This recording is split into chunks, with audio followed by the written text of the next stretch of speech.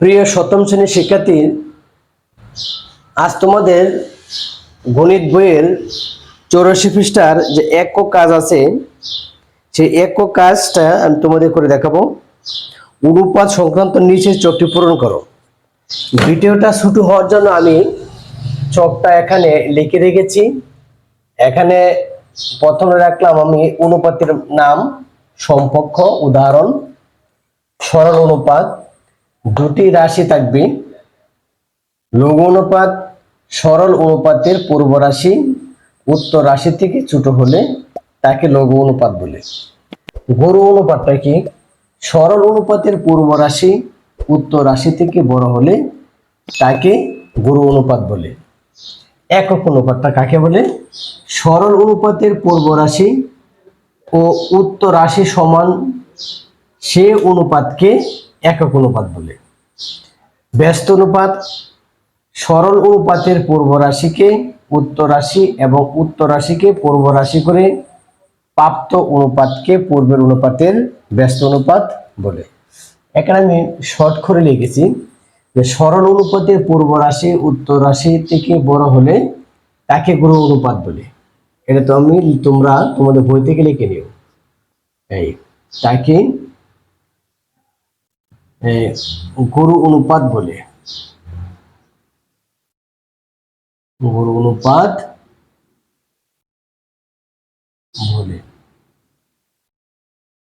আর সরল অনুপাতের পূর্ব রাশি ও উত্তর রাশি সমান সে অনুপাতকে একক অনুপাত বলে।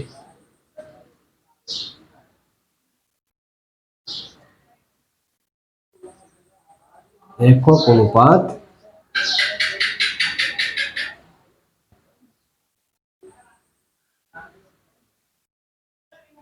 বলে। তাহলে দেখো, সরল অনুপাতে কটা রাশি থাকবে? সরল অনুপাতের দুটা রাশি থাকবে। এটা তোমাদের বই দেওয়া আছে 10:2 বা এটাকে আমরা ইস্টু বলি 3:5 বা 3:5।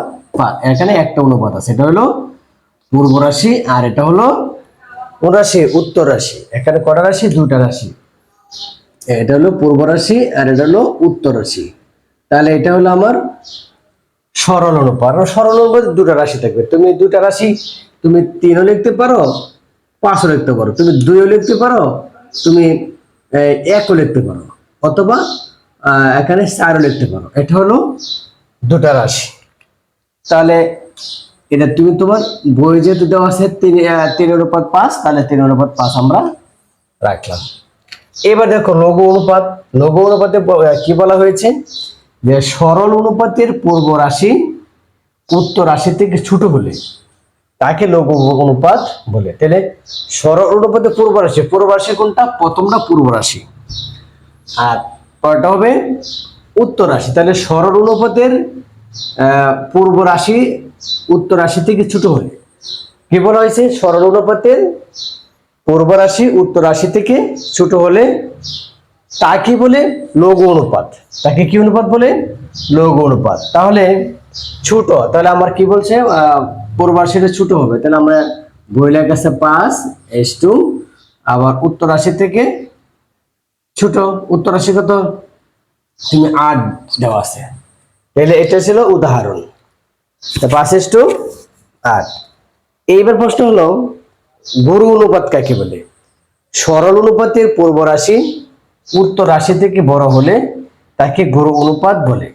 সরল অনুপাতের পূর্ব রাশি উত্তর রাশি থেকে বড় হলে, তাহলে পূর্ব রাশি উত্তর রাশি, পূর্ব রাশি কত ধরি আমরা? 3 ধরতে পারি। পূর্ব রাশি 3, আর উত্তর রাশি থেকে বড় হলে, তাহলে উত্তর রাশি থেকে যদি বড় হয় তাহলে আমরা কত ধরতে পারি? উত্তর রাশি ধরবো আমরা। যেহেতু বলা হয়েছে উত্তর রাশি থেকে পূর্ব রাশিটা বড় হবে, সেহেতু আমরা এখানে আমরা 2 দিতে পারি। এটা হলো গুরু অনুপাত। তোমরা আবারও সংজ্ঞাটা দেখো, সরল অনুপাতের পূর্ব রাশি উত্তর রাশি থেকে বড়। তাহলে এই যে এটা সরল অনুপাত, পূর্ব রাশিটা উত্তর রাশি থেকে আমি বড় দিয়েছি। এটা হলো পূর্ব রাশি, এটা উত্তর রাশি। তাহলে নিচে তোমরা বুঝতে পেরেছ যে উত্তর রাশি থেকে পূর্ব রাশিটা বড়, তাকে বলো গুরু অনুপাত। তাহলে একক অনুপাত কাকে বলে? সরল অনুপাতের পূর্ব রাশি ও উত্তর রাশি সমান সে অনুপাতকে একক অনুপাত বলে। কি বুঝলাম? সরল অনুপাতের পূর্ব রাশি ও উত্তর রাশি সমান সে অনুপাতকে একক অনুপাত বলে। যেহেতু পূর্ব রাশি উত্তর রাশি সমান থাকবে, সেটা হলো আমার একক অনুপাত। তাহলে আমি লিখতে পারি এই যে পূর্ব রাশি, এটা হলো উত্তর রাশি, তাহলে পূর্ব রাশি উত্তর রাশিকে সমান হয়েছে, এটা হলো আমার একক অনুপাত। সরল অনুপাতের পূর্ব রাশি ও উত্তর রাশি সমান সেই অনুপাতকে একক অনুপাত বলে। এবার আমরা ব্যস্ত অনুপাতটা দেখব। ব্যস্ত অনুপাত সরল অনুপাতের পূর্ব রাশিকে উত্তর রাশি এবং উত্তর রাশিকে পূর্ব রাশি করে প্রাপ্ত অনুপাতকে পূর্বের অনুপাতের ব্যস্ত অনুপাত বলে। আমি আবার বলছি, দেখো, সরল অনুপাতের পূর্ব রাশিকে উত্তর রাশি এবং উত্তর রাশিকে পূর্ব রাশি করে প্রাপ্ত অনুপাতকে পূর্বের অনুপাতে ব্যস্ত অনুপাত বলে। তাহলে ব্যস্ত অনুপাতটা কি বলা হয়েছে এখানে? সরল অনুপাতে পূর্ব রাশিকে উত্তর রাশি এবং উত্তর রাশিকে পূর্ব রাশি করে প্রাপ্ত অনুপাতকে ব্যস্ত অনুপাত। তাহলে আমি লিখি এখানে 5:3। কত লিখছি? 5:3। এটা হলো আমার পূর্ব রাশি আর হলো উত্তর রাশি। তাহলে এখন ব্যস্ত আমাকে কি বলা হয়েছে? যে ব্যস্ত অনুপাত করার জন্য। যদি আমরা এটাকে ব্যস্ত অনুপাত করি তাহলে এই উত্তর রাশিটা আসবে পূর্ব রাশিতে এবং পূর্ব রাশি যাবে গা উত্তর রাশিতে। এটা ছিল আমার ব্যস্তকরণ। আশা করি তোমরা বুঝতে পেরেছ। এবার বহুরাশিক অনুপাত কি দেখো। বহুরাশিক অনুপাত বলা হয়েছে 3 বা ততোধিক রাশির অনুপাতকে বহুরাশিক অনুপাত বলে। কি বুঝলাম? 3 বা ততোধিক রাশির অনুপাতকে বহুরাশিক অনুপাত বলে। তাহলে কত বলছে? 3টা রাশি লিখবো আমরা। 3টা রাশি লিখতে পারি আমরা, তুমি তোমার সুবিধা মতো লিখতে পারো 3টা রাশি। আমি লিখবো আমার সুবিধা মতো 5, এখানে দিতে পারি আমি 5:7:9। কত? 9। এই হলো আমার 3টা রাশি। এবার ধারাবাহিক অনুপাত কাকে বলে? দুইটি অনুপাতের মধ্যে প্রথম অনুপাতের উত্তর রাশি ও দ্বিতীয় অনুপাতের পূর্ব রাশি পরস্পর সমান হলে তাকে ধারাবাহিক অনুপাত